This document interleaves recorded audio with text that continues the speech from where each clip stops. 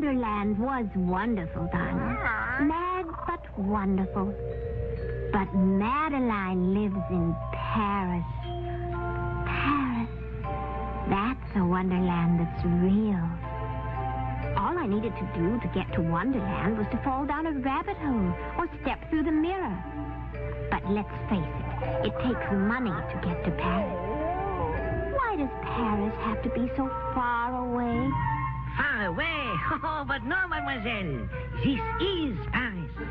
Oh, my. Excuse me for jumping like that, but I've never seen a mouse with a beret and briefcase before. Permit me to introduce myself. I am François, and I am a business mouse.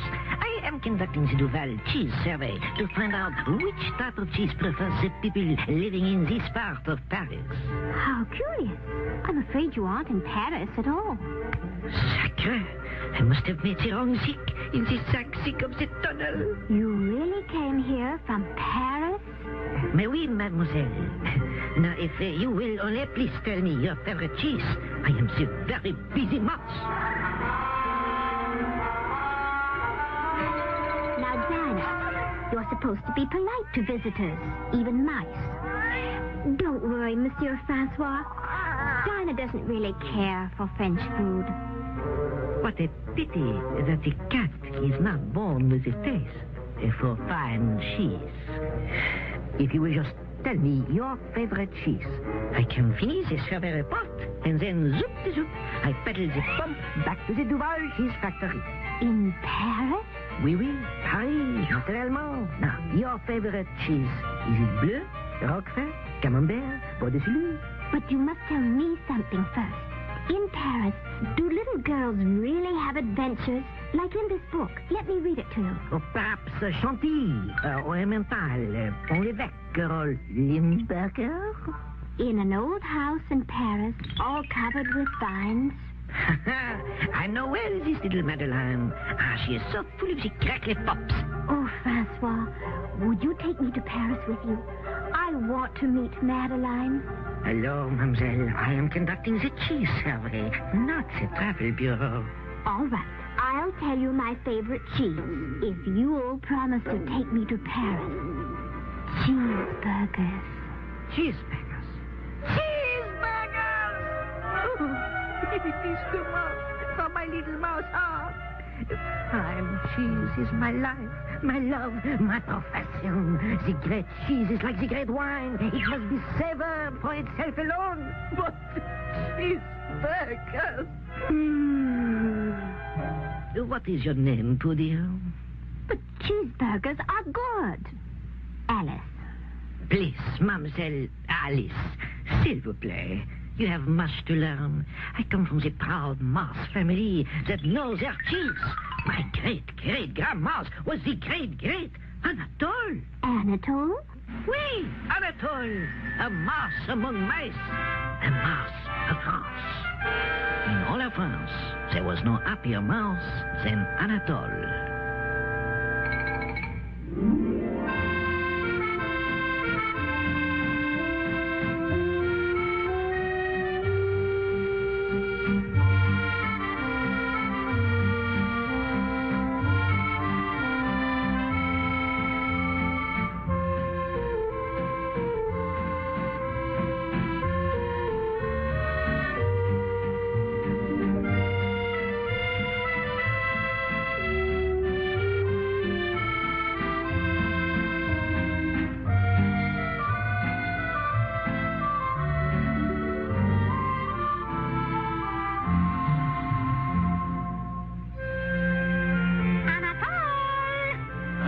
Ma chérie.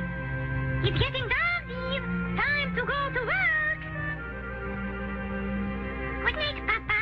Have a good night at your work.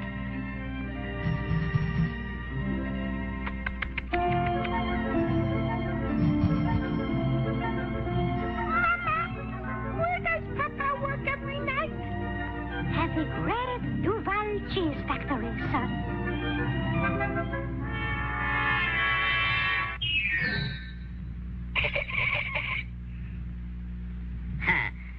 Good evening, cheese testing room.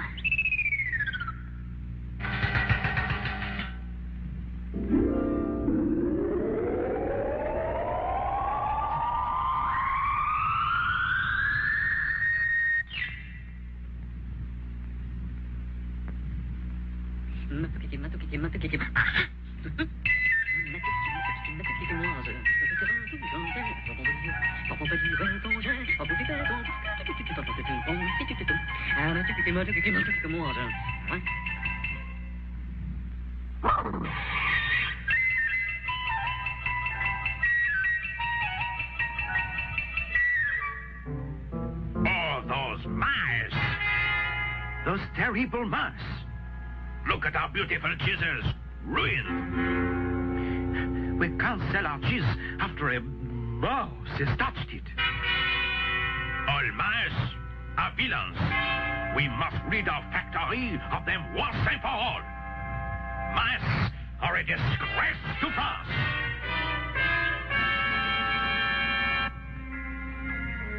I never dreamed that people disliked us so. I only took just enough for our little family. Oh, it's awful to be so unwanted. What a pity. We have nothing to give people in return for what we take.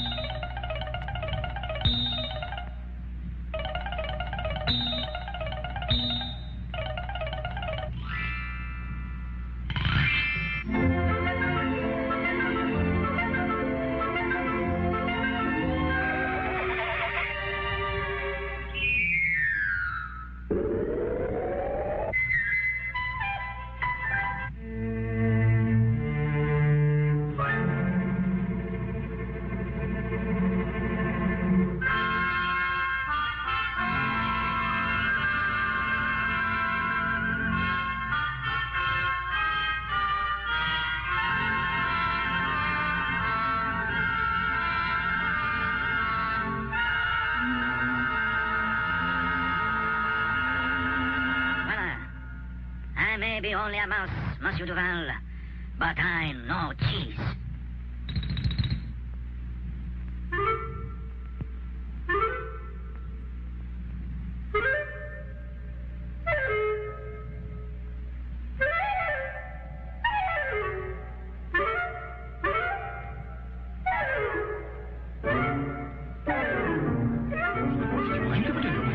What is going on here? For those little signs here? What did they say? What is going on here? Why are you cheese testers not busy testing cheese? Look, someone has already tested it. Anatole? Touché. This Anatole is right. This Roquefort does need more Orange-Peel. More Orange-Peel in the Roquefort. More Orange-Peel in the Roquefort. More Orange-Peel in the Roquefort. But who is Anatole? Less pepper in the pot de salud. Anatole says the camembert should be smoother.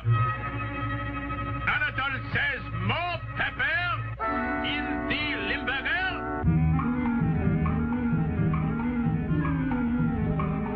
People are buying our cheese as fast as we can make it. Anatole, whoever he is the finest cheese tester in France. I must meet him tonight and thank him personally.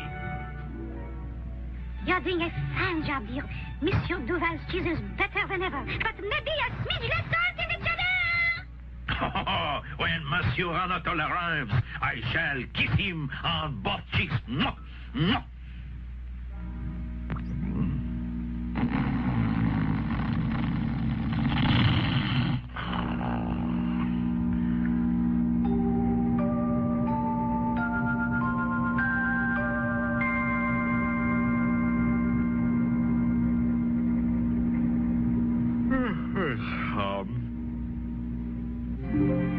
Maybe I leave him instead. A nice letter.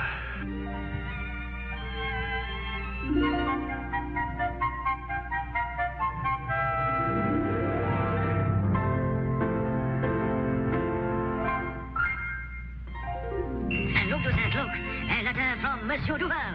You are to be first vice president and chief cheese tester. You are a credit to mouse and country. I am now ready to meet Monsieur Duval. At last, he will change his opinion of mice.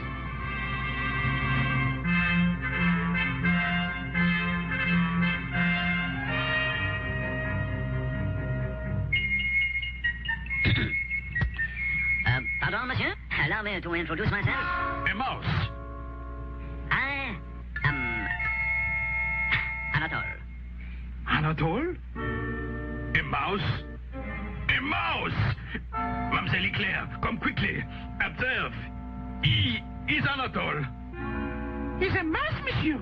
He is Anatole! Quickly, you know what to do. Oui, Monsieur Duval. Oh, thank heaven. Oh, she is just in time. No, monsieur. It is a mistake. Go away, s'il vous plaît. Go away. Wait.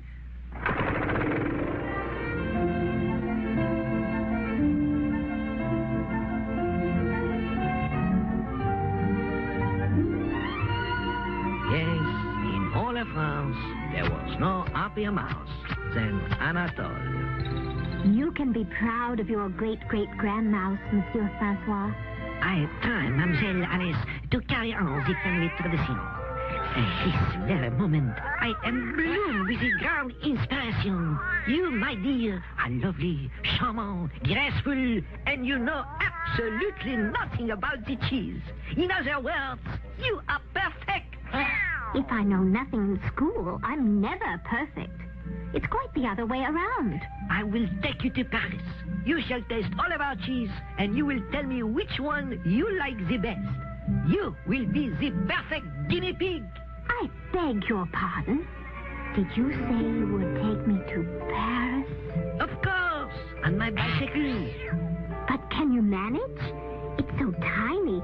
It's really only a mouseicle. Have no fear, Francois is here with the latest Duval miracle cheese. The secret ingredient is the same magic mushroom you ate in the Wonderland. You mean? Oui. One little nibble, and you will be weeny-teeny like me. Oh, it's just like my daddy says.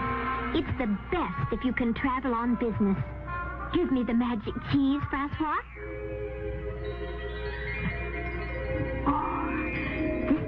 Makes me feel all nibbly-wibbly.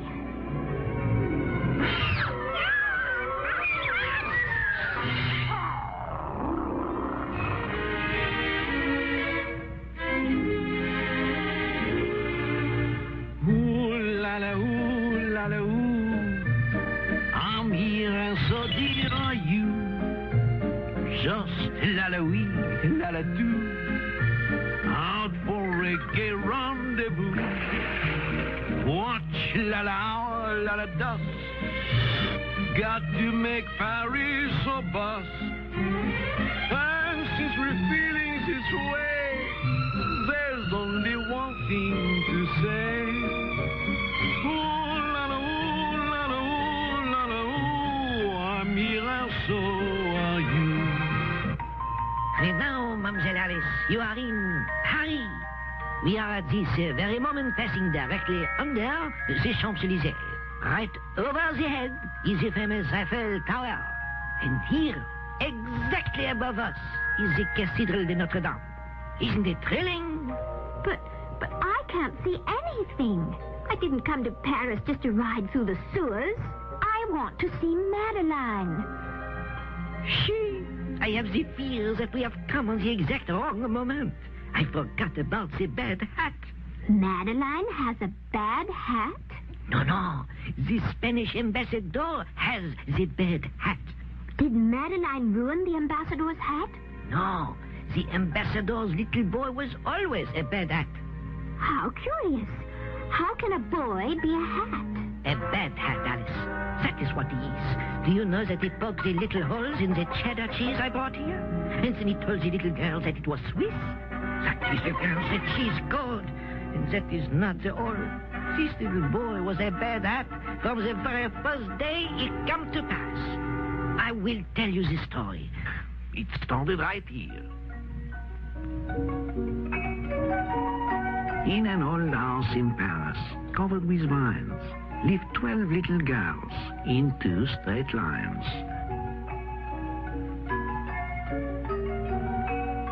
They left the house at 9:30, in 2 straight lines, in rain or shine. The smallest one was Madeline. One day, the Spanish ambassador moved into the house next door.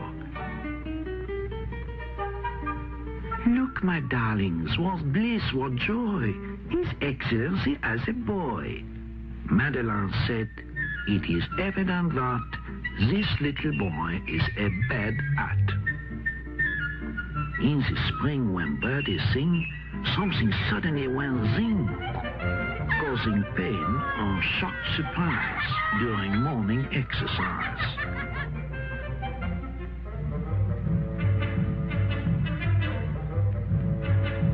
On hot summer nights, he ghosted. In the autumn wind, he boasted as he flew the highest kite.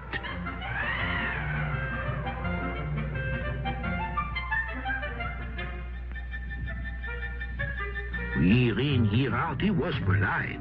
He was sure and quick on ice, and Miss Clavel said, isn't he nice? One day, he climbed upon the wall and cried, come, I invite you all.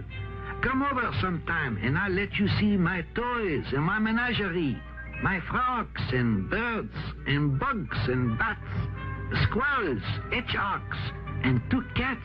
The hunting in this neighborhood is exceptionally good.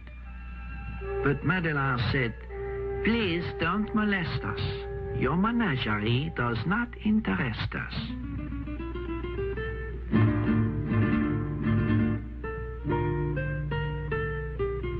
He changed his clothes and said, I bet this invitation they'll accept. Madeline answered, a torero is not at all our idea of a hero. The poor lad left. He was lonesome and blue. He shut himself in. What else could he do? But in a short while, the little elf was back again, and his old self. Said Miss Clavel, it seems to me he needs an outlet for his energy. A chest of tools might be attractive. For a little boy that's very active.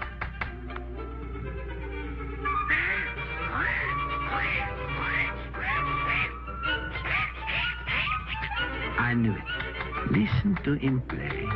Hammering, sawing, and working away. Oh, but that boy was really mean. He built himself a guillotine.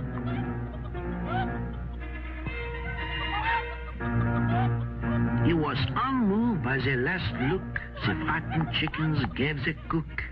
He ate them roasted, grilled, and frito. Oh, what a horror was Pepito.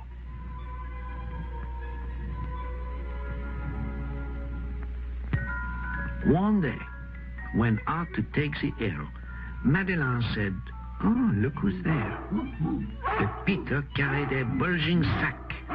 He was followed by an increasing pack of all the dogs in the neighborhood.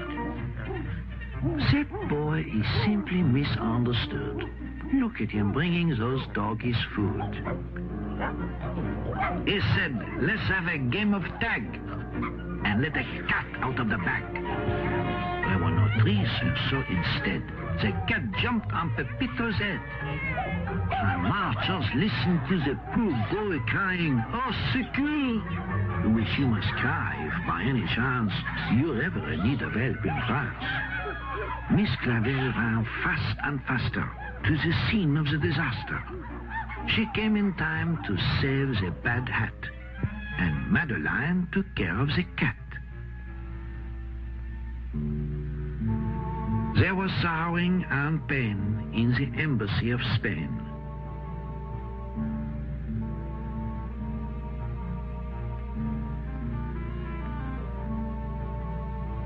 The ambassadress wept tears of joy as she thanked Miss Clavel for saving her boy. Nothing, said the ambassador, would cheer up poor Pepito more than a visit from next door. Only one visitor at a time. Will you go in first, Miss Madeline? So Madeline went in on tiptoe and whispered, Can you hear me, Pepito? It serves you right, you horrid brat, for what you did to that poor cat. I'll never hurt another cat, Pepito said. I swear to that. I've learned my lesson. Please believe I'm turning over a new leaf. That's fine, she said. I hope you do. We all will keep our eyes on you. And lo and behold, the former barbarian turned into a vegetarian. And the starling and turtle, the bunny and bat, went back to their native habitat.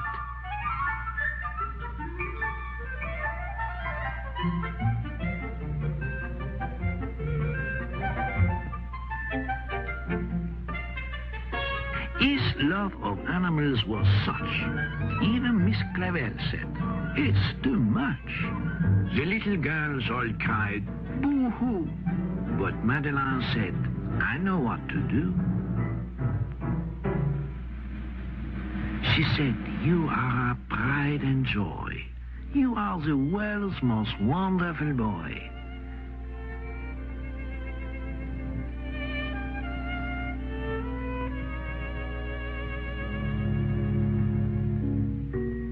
They went home and broke their bread and brushed their teeth and went to bed. And as Miss Clavel turned on the light, she said, "I knew it would all come out right." I knew it would come out all right, too. And now I want to meet Madeline myself. But, ma chérie, first you make the promise that you will taste the Duval cheese and tell me which you like the best. I'll tell you right now. I just remembered my real favorite, cottage cheese and jelly. Cottage cheese and jelly. Sacre bleu! I have met the grand boo-boo. This girl has no soul. Mademoiselle, for the cheese connoisseur, cottage cheese and jelly is even worse than the cheeseburger. Mon Dieu, I shall never smile again. I don't care if you smile or not. You promised to show me Paris. And if you don't, I won't eat any of your silly cheese at all. And if you don't stop frowning, your face will freeze that way. Just like the frowning prince. Ah, if I were a prince instead of only a business mouse, I would never frown. I would smile all the time as I tasted every cheese in my kingdom. Well, I can tell you about a prince who always frowned, and nothing could make him stop. Not even a fragrant slice of camembert? Not even that. He lived in a faraway land, even farther than Wonderland. One day, his father, the king, sat upon his throne, reading him a story. Once upon a time in a faraway land, there lived a beautiful princess with an irresistible smile. All who gazed upon it were forced to smile themselves. Nobody can make me smile. Look. Your face might stay like that, you know. It is staying like this. It won't move. Be quiet. And next to the kingdom of the smiling princess was another kingdom. I want that frown removed from your face immediately. It is a royal command. It is an immovable frown. It is not. It is so. There is no such thing. What is the trouble? Did you have a bad day at the wars? It was an excellent day. One glorious victory after another. I have an immovable frown. You have not. It will go away. How can it go away? We'll see.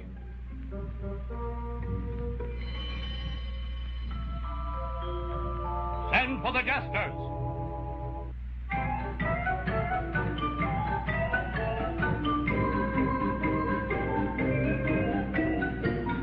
Send for the jugglers.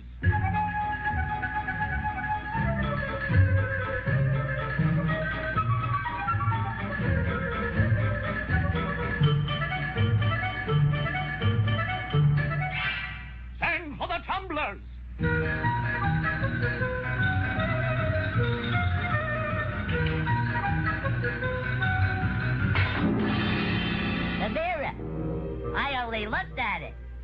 gamblers did it. They shook the walls and cracked the glass. Enough!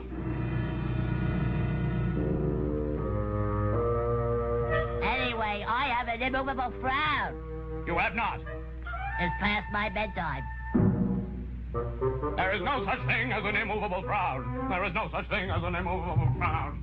There is no such thing as an immovable frown. There is no such thing as an immovable frown.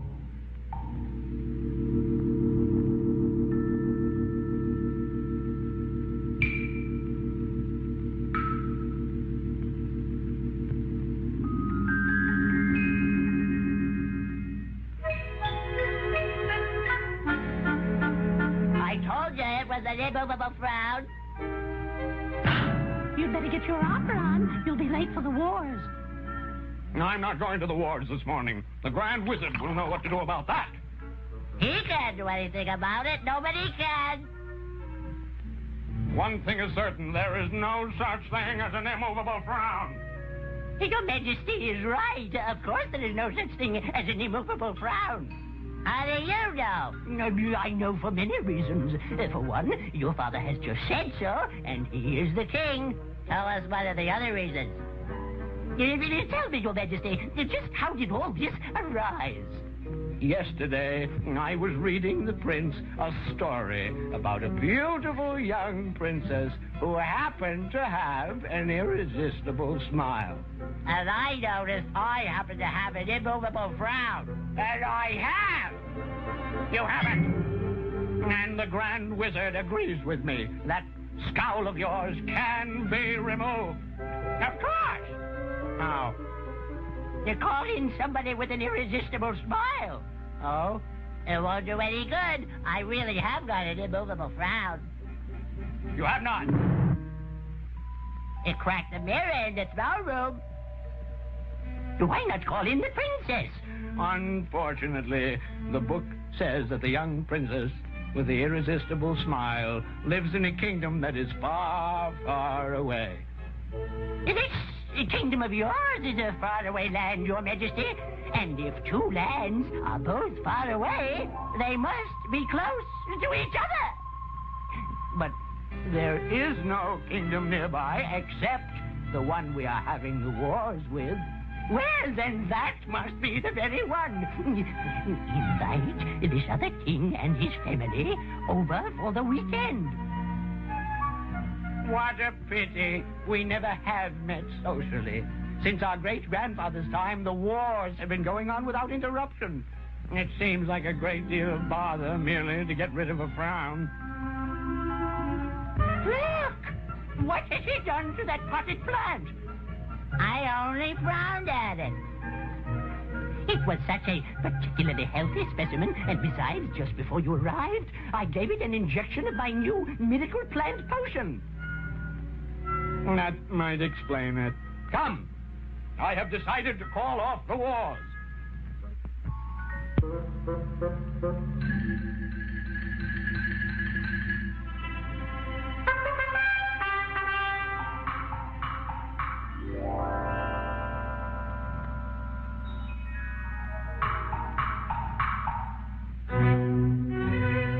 The peace treaty is signed, sire. The wars are ended.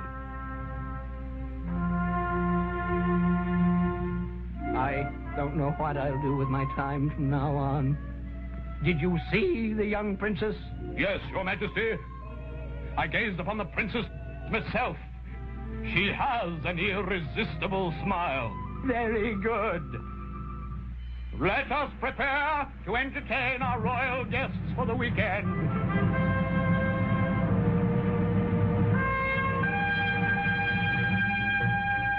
No doubt about it, the princess has an irresistible smile.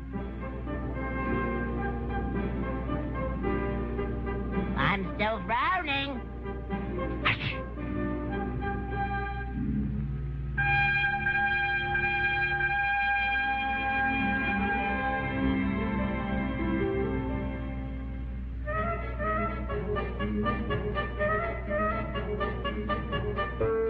Put down that trumpet and say hello. Hello. Smile, girl, smile.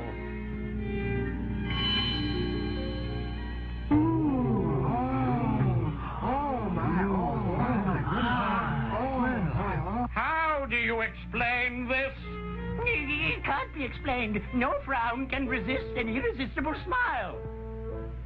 Except an immovable frown. You're right, Your Majesty.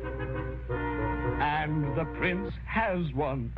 That's what I kept telling you, see? He said so too.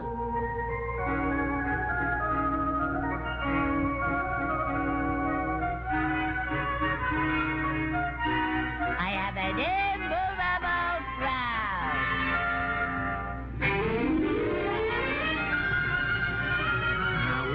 And if you would give me my way and taste my cheeses, my frown will go away too. Look, we are here. My business address. The Dural Cheese Factory. The most beautiful place in all of France.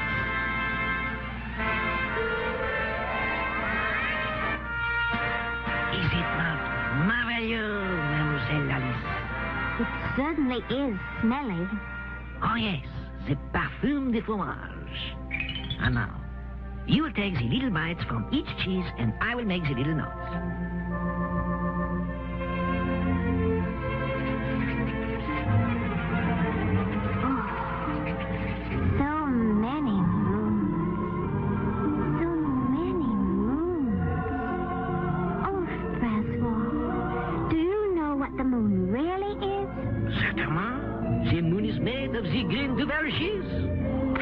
It's not true.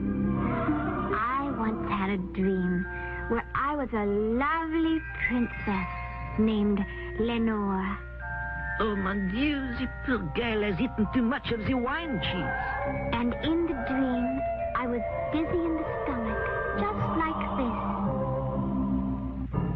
The royal physician came to see me.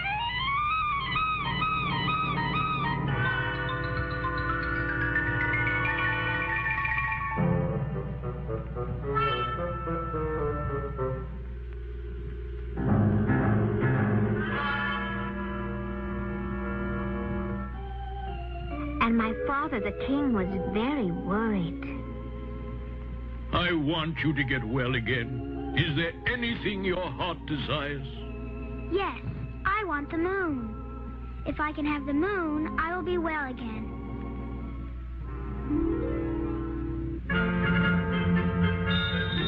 Lord High Chamberlain,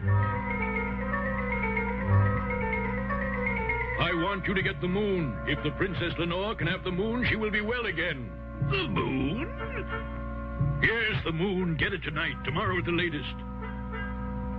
It just happens I have a list of things I have got for you in my time, Your Majesty. Let me see now. I've got ivory and apes, peacocks, rubies, opals and emeralds, black orchids, pink elephants, blue poodles, gold bugs, scarabs and flies and amber, hummingbirds, tongues, angels, feathers, unicorns, horns, giants, midgets, mermaids, troubadours, minstrels, and dancing women, a pound of butter, 2 dozen eggs, and a sack of sugar. Sorry, my wife wrote that in there. I don't remember any blue poodles. It says blue poodles right here on the list, and they are checked off with little check marks, so there must have been blue poodles. Never mind the blue poodles. What I want now is the moon. But the moon is out of the question, Your Majesty. It is 35,000 miles away and is bigger than the room the princess lies in. Furthermore, it is made of molten copper. I cannot get the moon for you. Blue poodles, yes. The moon, no.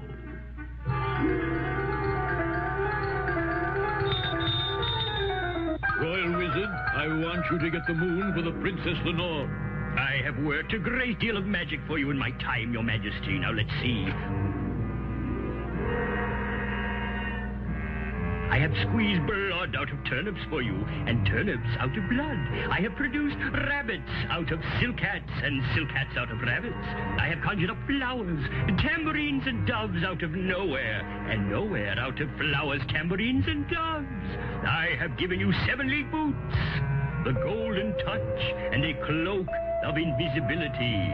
I got horns from Elfland, and gold from the rainbow.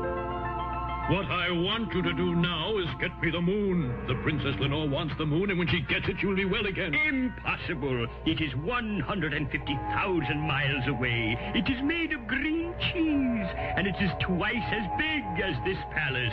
Nobody can get the moon.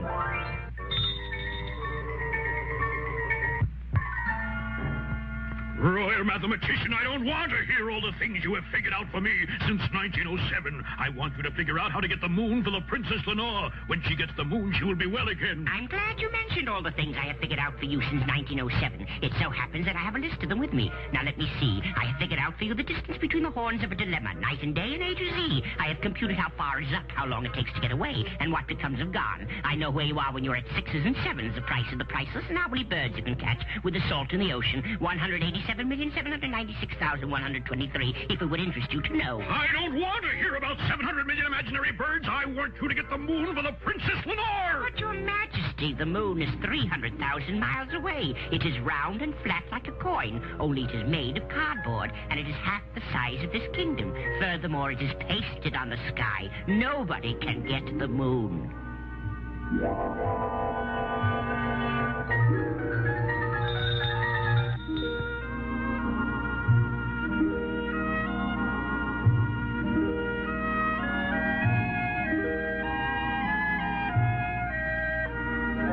What can I do for you, Your Majesty?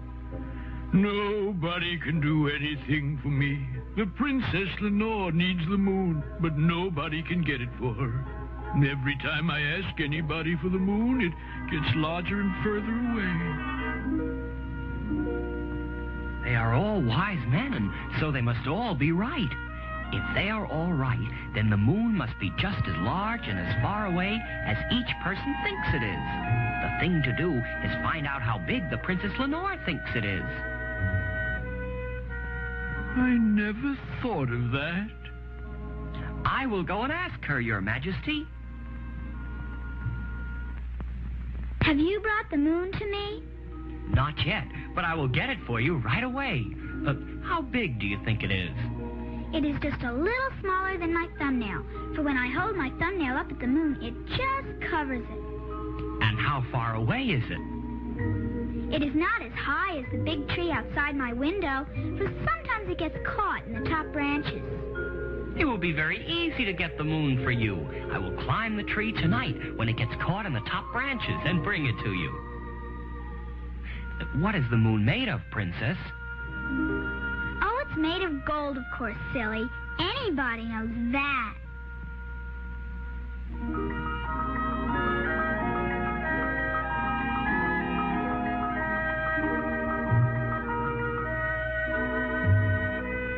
What is this thing what you have asked me to make? You have made the moon.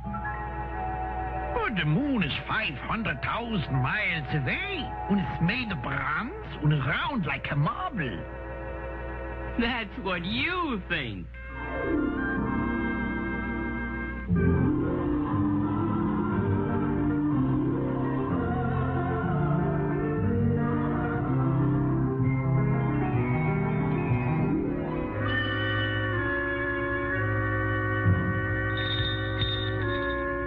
We must keep the Princess Lenore from seeing the moon in the sky tonight. Think of something. I know just the thing. Maybe we can make some dark glasses for the Princess Lenore. Then she will not be able to see the moon when it shines in the sky. If she wore dark glasses, she would bump into things. Then she would be ill again. We must hide the real moon from Princess Lenore. How are we going to do that? I know what we can do. We can stretch some black velvet curtains on poles like a circus tent. Then the Princess Lenore will not see the moon in the sky. Curtains would keep out the air so the Princess Lenore would not be able to breathe and she would be ill again. We must do something so the Princess Lenore will not see the moon tonight. If you know so much, figure out a way to do that. I have it! We can set off fireworks in the gardens every night. We'll make a lot of silver fountains and golden cascades, and then the Princess Lenore will not be able to see the moon. Fireworks would keep the Princess Lenore awake. She would not get any sleep at all, and she would be ill again.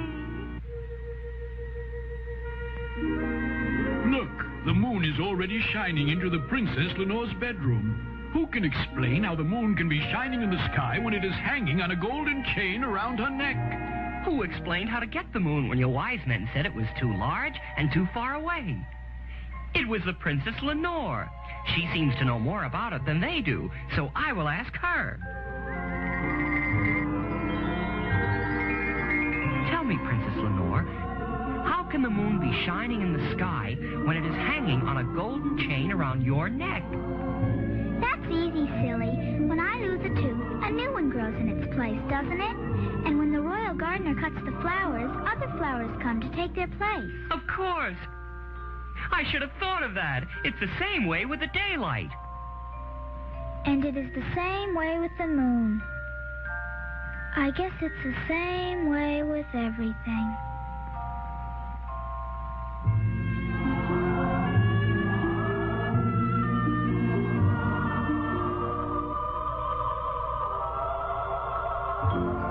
Charming dream, Alice. But please, can't you tell me which is your favorite moon? She's... Francois, you are a one-track mouse. Oh, they're all okay, I guess. But how can I be sure till I've tried them in a cheeseburger? Oh, no, not again with the cheeseburgers. I will be a disgrace to my family, to Monsieur Duval, to France.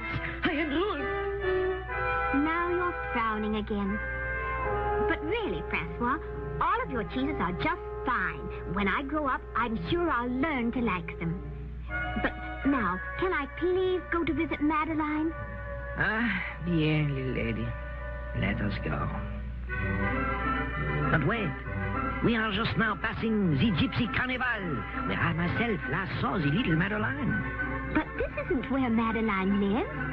Oh, but I saw her here with my own little beady mouse eyes. I was studying the cheese-eating habits of the gypsy camp, and I see they all sing. Of course, the story starts in that same little house, all covered with vines, where live the little girls in 2 straight lines. They left the house at 9:30. The smallest one was Madeline.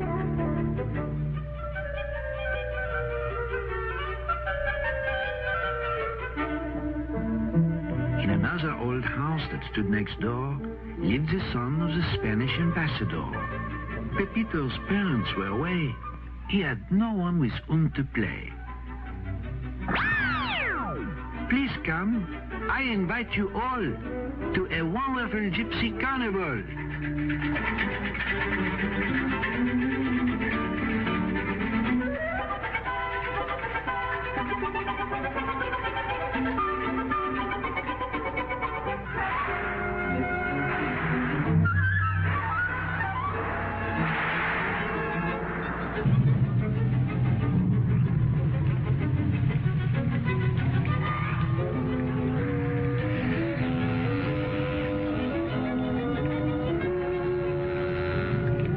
Children, off with these things. You'll eat in bed.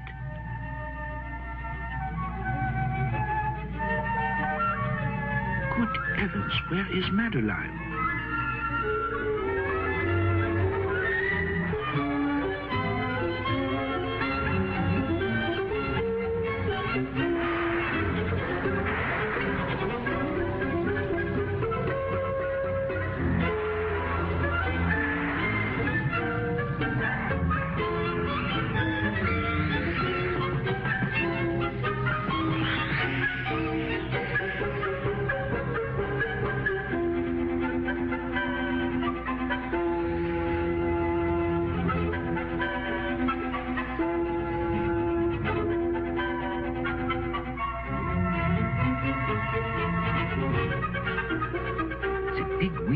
Folded and the tent.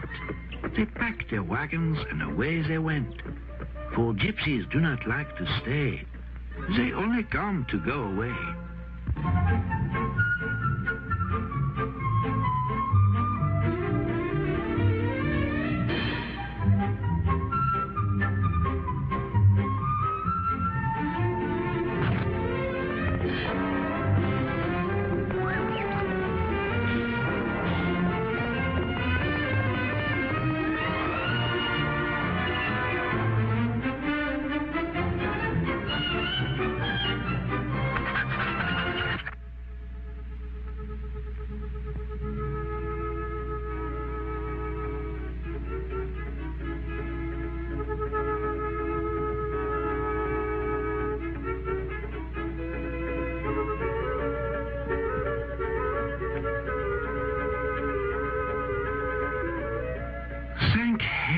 she said the children are well. But dear, oh dear, they've forgotten how to spell. She studied the postmark, then fast and faster, they rushed to the scene of the disaster.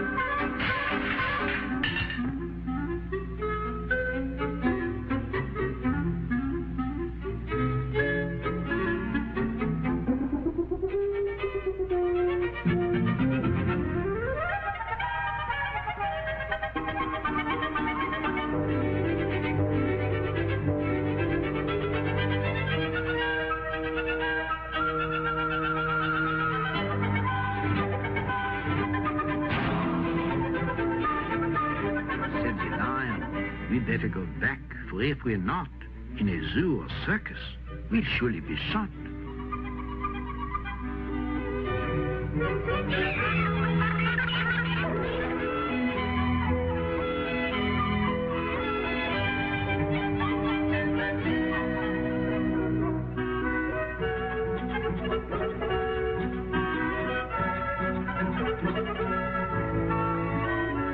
Pepito said, no work and all play. It's no fun if you have to do it all day. Oh, look, Pepito. Here comes someone we know. Dear Miss Clavel, at last we found you. Please let us put our arms around you.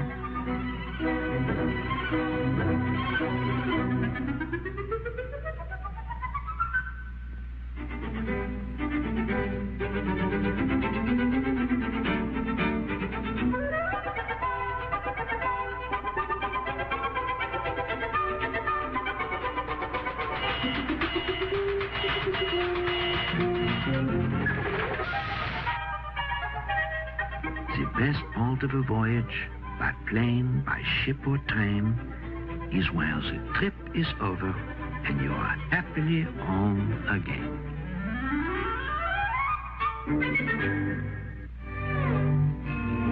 I'm beginning to think that's true after all. But I don't want to go home again until I see Madeline. It's my dream to be like her. Ah, we all have the dreams, little Alice. I dream that I will make the cheese so perfect, so delicate, so delicious, that it will be known all over the world as fromage François. You dream you could live in Paris and have adventures like little Madeline. What do you think is Madeline's dream? Why, she's dreaming about me. We are silly. We are dreaming about each other. Alice, look! You are growing again! My topsy cheese is not yet perfect. The effect is wearing off. Quickly, or you will not be able to get through the mouse hole.